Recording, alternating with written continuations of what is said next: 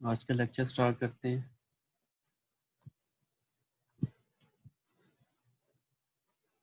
आप एक और काम कीजिएगा, क्लास के एंड पर पार्टिसिपेंट्स के स्क्रीनशॉट ले लीजिएगा, ताकि मुझे आइडिया हो कि किस किस ने क्लास ज्वाइन की है। नहीं, ओके।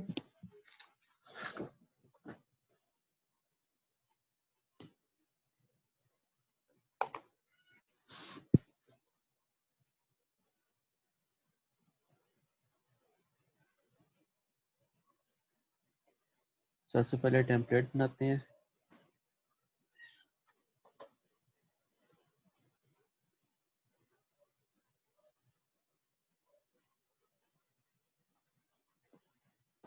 आज से मैं अटेंडेंस रिकॉर्ड भी रखूँगा, आप लोगों के सर्टिफिकेट में वो मेंशन होगी।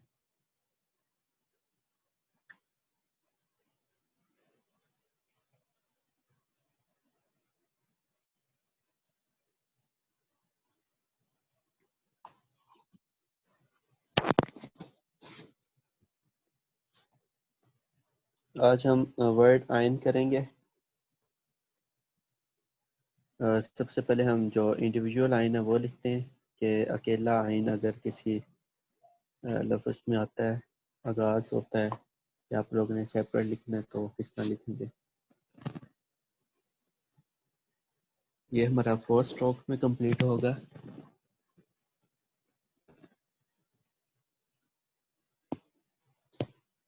सबसे पहले फर्स्ट स्ट्रोक,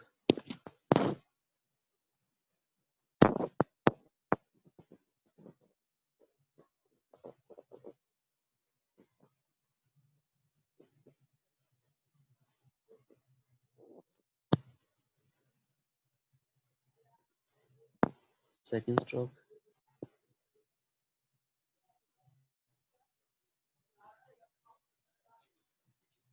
अब थर्ड स्ट्रोक।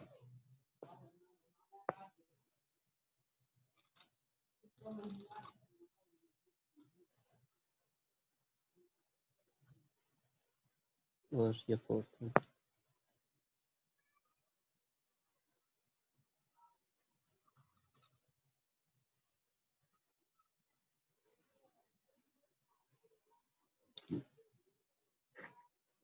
ये जी आइन,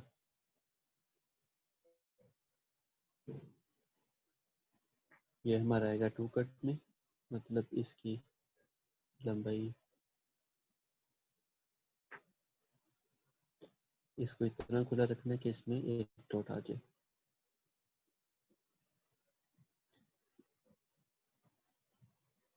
ये दोनों ऑलमोस्ट इक्वल होंगे, और यहाँ अगर एक स्ट्रेट लाइन खींचें तो ये स्ट्रेट लाइन से पीछे आएगा। कितना आएगा पीछे? ये 1.5 डॉट कितना, 1.5 डॉट।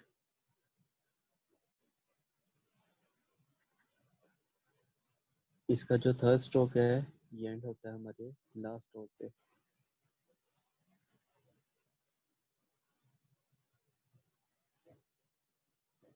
डायरेक्शन इसकी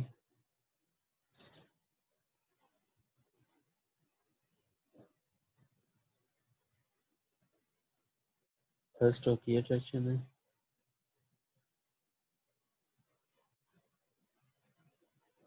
फोर्थ स्ट्रोक की ये डायरेक्शन है।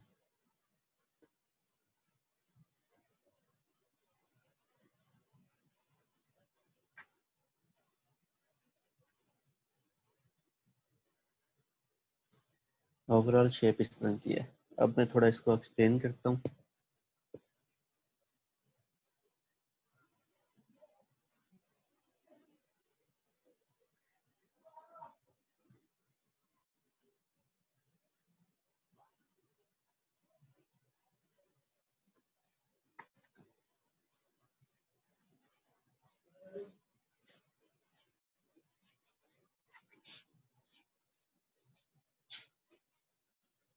मेरी आवाज़ आ रही है सबको? Yes sir. ओके।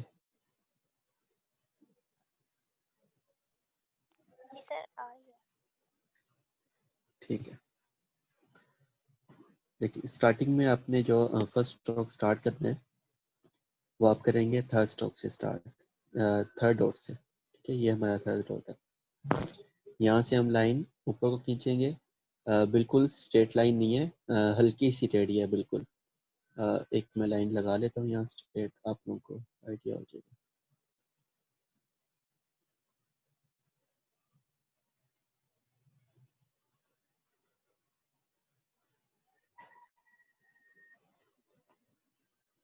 अब इसको हमने राउंड करके टू डॉट्स जितना लेके जाना है पीछे। ये जब आप लोग प्रैक्टिस करेंगे तो ये आप लोगों का उधर क्लियर हो जाएगा टू डॉट्स की। ठीक है, ये हमने टू डॉट्स जितना इसको बैक पे लेके,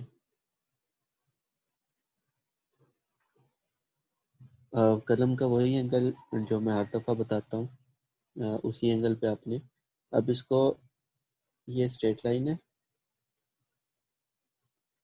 हमने इसको राउंड करना है स्ट्रेट लाइन के साथ।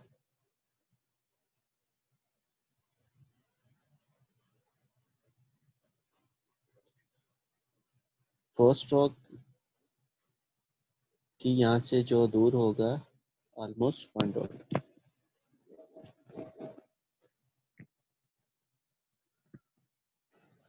तो यहाँ एक डॉट लगा लेते हैं ताकि आइडिया हो जाए।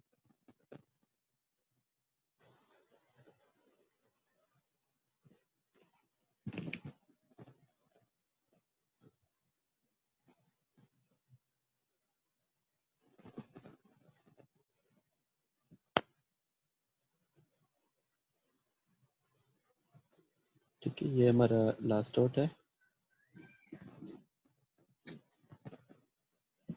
अब इसको आपने लास्ट डॉट, जब सेकंड लास्ट डॉट होगा उसे आपने इसको राउंड करना है लाइन के ऊपर। राउंड करके आपने इसको थोड़ा आगे लेके जाना है, फिर ऊपर की तरफ इसको रोटेट करना है।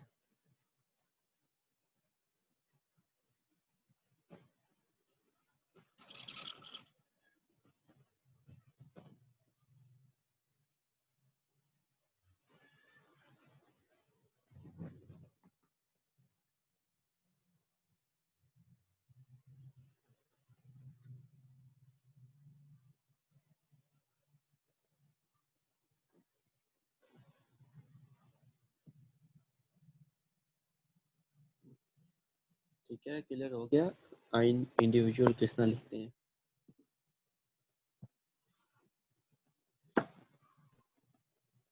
अब हम इसकी फैमिली को देखते हैं कि एंड अगर किसी वर्ड की स्टार्टिंग में आता है तो हमने उसकी शेप किस तरह रखनी है।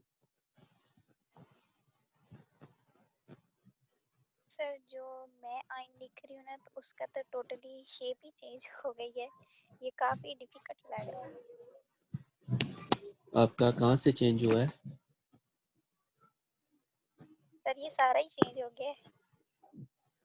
अच्छा, आप इस तरह करें, फर्स्ट स्ट्रोक को नीचे की बजाय यहाँ से डालें ऐसे।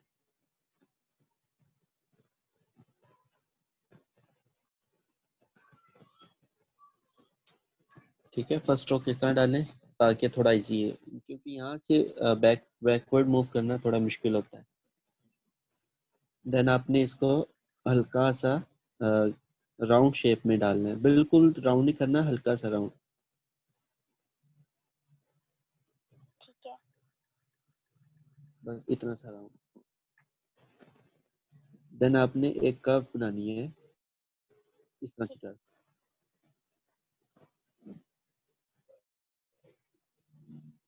ओके।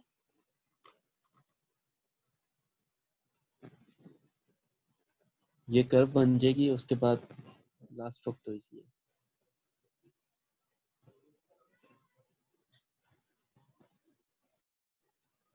सर अब कुछ बेहतर लग तो रहा है। जी, आप प्रैक्टिस करेंगे ना तो ठीक हो जाएगा।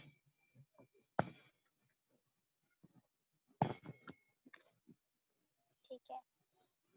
अब आगे चलते हैं लेक्चर को लेके। अब पॉइंट अगर किसी वर्ड की स्टार्टिंग में आता है,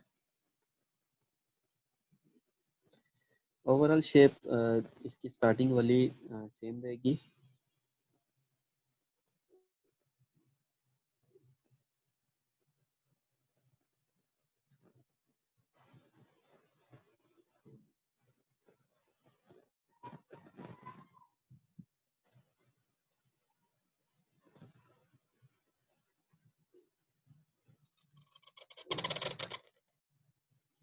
अगर किसी वर्ड के स्टार्टिंग में आता है तो आइन की शेप ये है, ठीक है। यहाँ से अलिफ भी आ सकता है, बे, जीम, दाल, जो भी लिखना चाहते हैं, ये स्टार्टिंग वाला आइन है,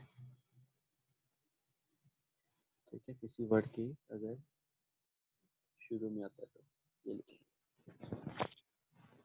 एक्सक्यूज मी सर, जी, ये जो स्टार्टिंग में आपने लिखा है इसका साइज छोटा होगा या उतना ही इसका साइज होगा जो आपने फर्स्ट में हमें बताया कि एक नुक्ते का और ऊपर से दो का वो उसका जी, सर इसकी होगा? शेप का पूछ रहे हैं आप? जो स्टार्टिंग वाला आइन होगा हाँ, उसकी। क्योंकि आपका ये वाला छोटा है वो वाला जी बड़ा था, तो मुझे ये जी पूछना है जी कि डिफरेंशिएट।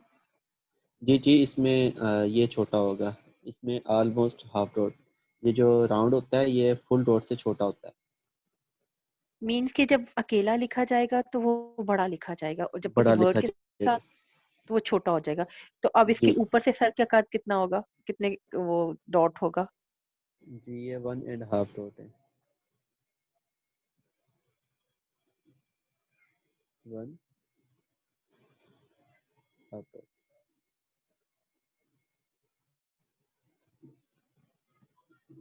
ठीक है, ये छोटा हो जाएगा। अब उसमें देखने में भी पता लग रहा है कि इसकी ये वाली जी चीज जी, थोड़ी लेंथी है और ये छोटा है, ठीक है। सही। और एक और चीज का भी फर्क है, ये नीचे जो से इसका कर्व भी डिफरेंट है ना? जी जी, इंडिविजुअल आइन का जो है, जो सेकंड कर्व है, इस तरह आती है, ठीक है। मतलब ये थोड़ी स्ट्रेट है, बट इसके अंदर जी, स्ट्रेट नहीं है, इसके अंदर इस तरह है।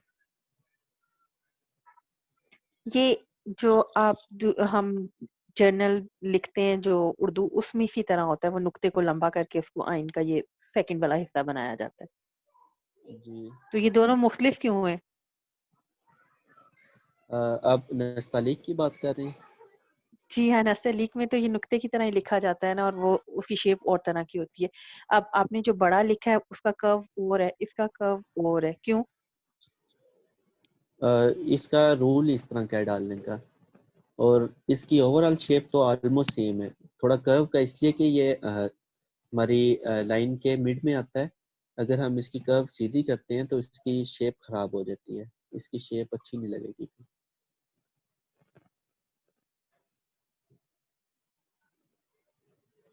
ठीक है, अब देखिए, बिल्कुल ये वाली कर्व डाली है मैंने, तो ये चीज़ खराब होगी। इसकी कर्व जो सही। ज्वाइनिंग वाला है उसकी कर्व थोड़ी टेढ़ी होगी इससे। यानी कि ये खूबसूरती के लिए इन्होंने इसकी चेंज की है शेप। जी जी जी। और सर आपको पता है आइन सबसे ज्यादा हरूफ तहजी में मुश्किल होता है लिखने में, और जब इसकी दो शेप हैं तो फिर हम तो कमाल ही करेंगे लिखते हुए इसको। नहीं नहीं, आप लोग लिख लेंगे। जो उर्दू नस्तालीक होता है उसका इस टाइप का होता है।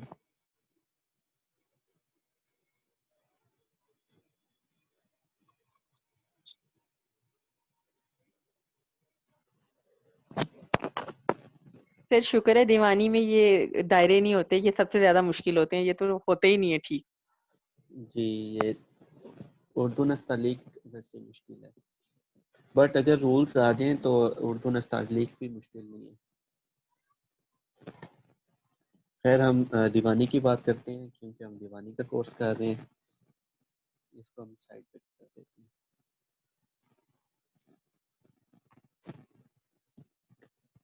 अब आइन अगर किसी वर्ड के मिड में आ जाता है तो देन इसकी शेप और तरह होगी।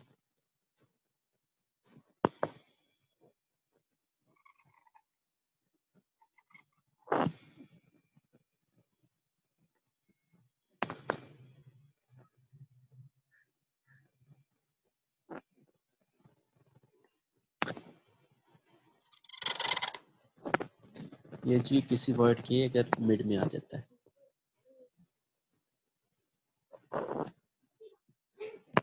अब इसको डालने का मेथड भी मैं आप लोगों को बाद में बताता हूँ, पहले मैं एंडिंग वाला आइन लिख के दिखा दूँ। अब जो एंडिंग वाला आइन है, उसकी जो लेंथ होगी 6 डॉट की होगी।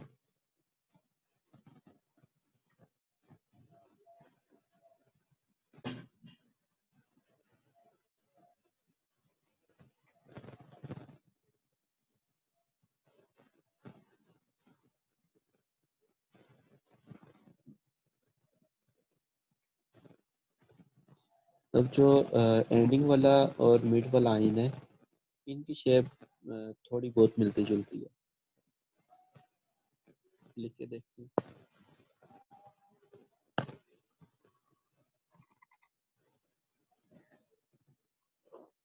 फर्स्ट स्ट्रोक सेम है दोनों का, बस इसका जो सेकंड स्ट्रोक है वो थोड़ा ऊपर जाता है।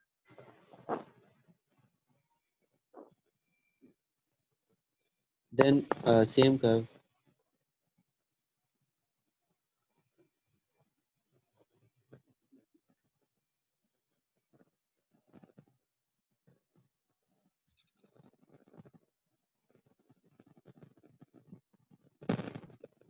ये आखिरी वाला है।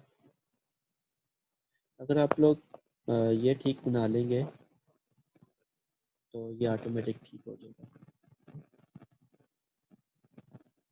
अब मैं इस वाले आइन को बनाने का मैं बताता हूँ किस तरह बनाते हैं।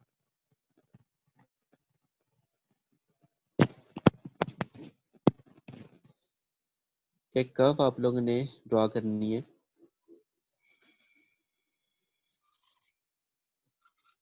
इस एंगल में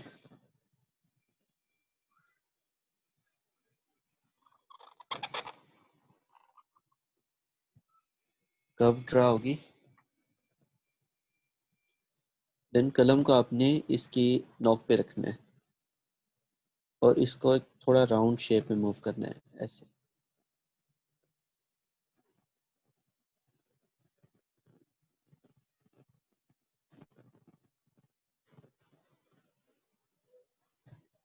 कलम का एंगल आपने ठीक पकड़ा है तो इसको यहाँ से राउंड शेप में आपने,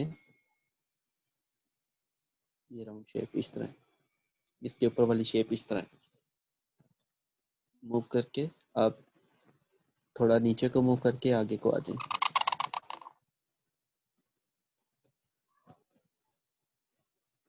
ये अगर हमारा आइन मिड में आ जाए तो इस तरह होता है। एंडिंग वाले की जो थर्ड स्ट्रोक है वो ये सेम है और जो फर्स्ट स्ट्रोक है वो ये वाला। आगे वीकेंड भी है तो आप लोगों का वर्ड भी खुद से ही ऐसा आ गया जिसकी ज़्यादा प्रैक्टिस की ज़रूरत है। सर ये जो स्टार्टिंग में आइन है वो वाला अगर आप दोबारा लिख के बता दें। जी, जो इंडिविजुअल लाइन है वो वाला। जी हाँ, नहीं जो शुरू में वर्ड के शुरू में आता है वो वाला। ये अच्छा, जो मैं आप दोबारा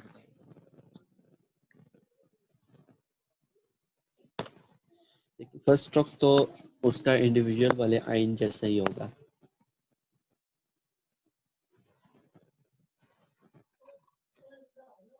बस इसकी जो कर्व है ये छोटी होगी।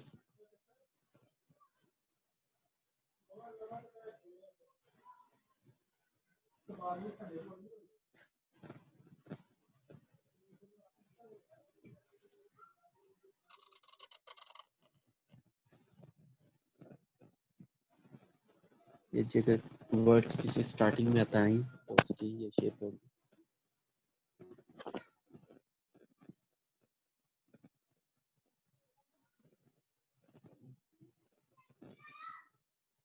जी, कोई और क्वेश्चन हो तो आप लोग पूछ लें अभी।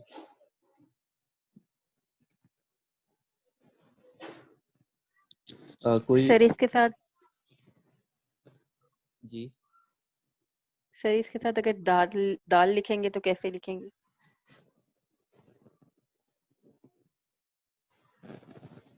और सर एक और क्वेश्चन, जी, ये दाल की मुझे दाल किसी वर्ड्स के साथ जोड़ते हुए प्रॉब्लम हो रही है, तो मुझे कोई ऐसी टिप दें कि वो मुझे याद रहे कि ये ऐसे जोड़ना है।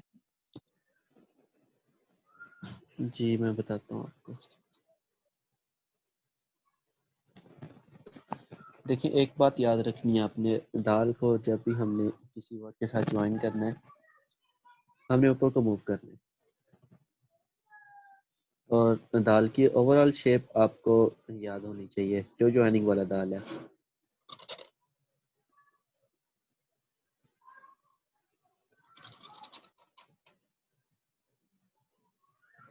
ठीक कि ओवरऑल शेप इसकी याद रहेगी तो आपकी ज्वाइनिंग हर दफ़ा ठीक होगी। सर मुझे उसकी शेप तो याद है, लेकिन मुझे ये मैं यहाँ कंफ्यूज हो जाती हूँ कि यहाँ मुझे पहले शोशा बनाना है और फिर वो दाल आएगा, या इसी तरह कर्व में करके उसको उभार में करके वो बना देना है। मुझे थोड़ा सा इस नहीं, चीज में प्रॉब्लम है। दाल दाल जब भी डालेंगे आपने ये ज़रूर बनाना है। देखिए अगर ये नहीं बनाएंगे तो ये वे हो जाएगा। नहीं नहीं, इस मुझे ये तो पता है, ये वाला उभार इसका पता है, लेकिन ये अब जो आइन और इसके बीच में आ रहा है ना, जी मुझे ये यहाँ होता है कि यहाँ इनके बीच में एक शोशा आएगा, देन ये कर्व आएगा, या डायरेक्ट यहाँ तो ये डायरेक्ट आ रहा है ना। ये चीज मुझे थोड़ी सी अटक जाती है, तो वो फिर वो लिखते हुए जाहिर बात है आप फ्लो रुक जाता है और फिर वो सारा वर्ड ही डी शेप हो जाता है। जी एक बात याद रखें, सोशा जब ही डलेगा जब आपने बे डाली है या कोई और वर्ड आपने, अदरवाइज सोशा कहीं नहीं आएगा। सीन में 3 आते हैं, ये आपको पता है, उसके 3 बनेंगे। अगर सीन के साथ बे है तो बे का एक लफ्ज बनेगा। वो शायद ये मे बी वो स्वाद का शोशे की वजह से ना, तो वो थोड़ा सा वहीं पे अटक गया है, तो वो चीज जी मेरे दिमाग में अटक गई है कि हर चीज में होता है कि शोशा आएगा कि नहीं आएगा। स्वाद में तो जाहिर बात है, स्वाद में शोशा होता है ना स्वाद के फेस के आगे। जी मुझे पता है, स्वाद और द्वाद का दोनों का हम शोशा बनाते हैं। सिर्फ वो जी छोटी ये बड़ी ये के साथ जो होता है उसका शोशा खत्म होता है। तो जी यहाँ तो ये रूल नहीं होगा ना। नहीं, स्वाद के अंदर तो शोशा आता है। मैंने इधर भी बनाया था, आपको दिखाया था बना के। नहीं सर, जब हम नस्तलीक में लिखते हैं ना, जैसे खुद जी गर्ज वर्ड लिखते हैं या खुद गर्जी लिखते हैं, तो ज़्वाद के बाद छोटी ये आती है, तो उसमें वो शोशा उभार में बदल जाता है ना। जी बिल्कुल इस तरह ही है। लेकिन जब हम दीवानी में लिखेंगे तो वो शोशा रहेगा। खैर आप जब क्योंकि दीवानी में अभी लिख ये रहे तो हैं, खैर हम आगे जाएंगे तो पता चल जाएगा, लेकिन मुझे ये चीजें अटक जाती हैं, तो वो आप खराब हो जाता है सारा कुछ। जब आप अरेबिक सुलस लिख रहे हो तो उसके अंदर भी शोशा आता है। ये बाहर जो उर्दू नस्तालीक है, इसके अंदर हम उपहार दे के शोशा उधर जाहिर कर लेते हैं। बाकी किसी में नहीं है, पैटर्न में ये नहीं है। जी बाकी किसी में नहीं है, हमारे कुफिक में भी नहीं है। उसमें भी एक शोशा बनता है, हर वर्ड का बनता है, स्वाद के आगे बनता है। सिर्फ उर्दू नस्तालीक का इसमें है कि आप 2 शोशे के बाद थर्ड वाला बनाना चाहते हैं तो वो स्टाइलिंग डिफरेंट हो जाती है। लाइक आप थोड़ा उभार दे दें तो थर्ड शोशा। मीन्स कि मैं ये अब रखूं कि स्वाद द्वाद, जब भी स्वाद हम लिखेंगे तो हमने उसके साथ शोशा बनाना है, बड़ी ये में भी और हर में भी, हर उसमें बनाएंगे, जी छोटी ये के साथ जी बड़ी ये के साथ। बनाएंगे। जी जी बिल्कुल ठीक, जीम बनाएंगे। के साथ। ठीक, शुक्रिया सर। बिल्कुल बनाएंगे। तो हमारी मीटिंग एंड होने वाली है, जस्ट 8 मिनट्स रह गए। तो आप लोगों का कोई क्वेश्चन है तो आप लोग पूछ सकते हैं। सर ये दरमियान वाला मैं बना रही हूँ, लेकिन ये नहीं हो रहा। अगर प्लीज एक बार इसको आप रिपीट करके बता दें मुझे। जी मैं रिपीट कर देता हूँ।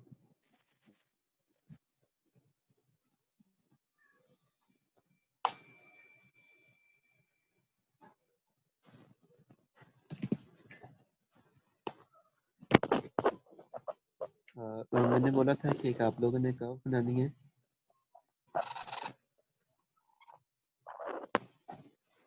ये कर्व का आपने फेस थोड़ा नीचे को रखना है, लाइक ये इस तरह की है। फेस नीचे की तरफ है, इसे ये वाला फेस बनेगा, इसका चोंच बनेगी आई की। देन आपने कलम को इसके ऊपर बिल्कुल स्ट्रेट रखना है, फिर ऊपर की तरफ और पीछे मूव करना है आपने, और इसको राउंड मूव कर देना है यहाँ से। ठीक है, मैं अब यहाँ अगर मैं स्ट्रेट लाइन खींची हुई तो आपको वाज़ेह हो रहा होगा कि मैं ऊपर को आया, और देन इसको मैंने राउंड कर दिया पीछे से।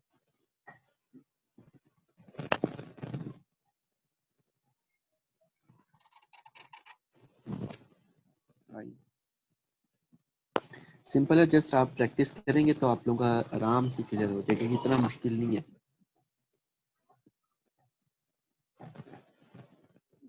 ठीक है, कुछ क्लियर हुआ आपका? जी सर, थैंक यू, हो गया।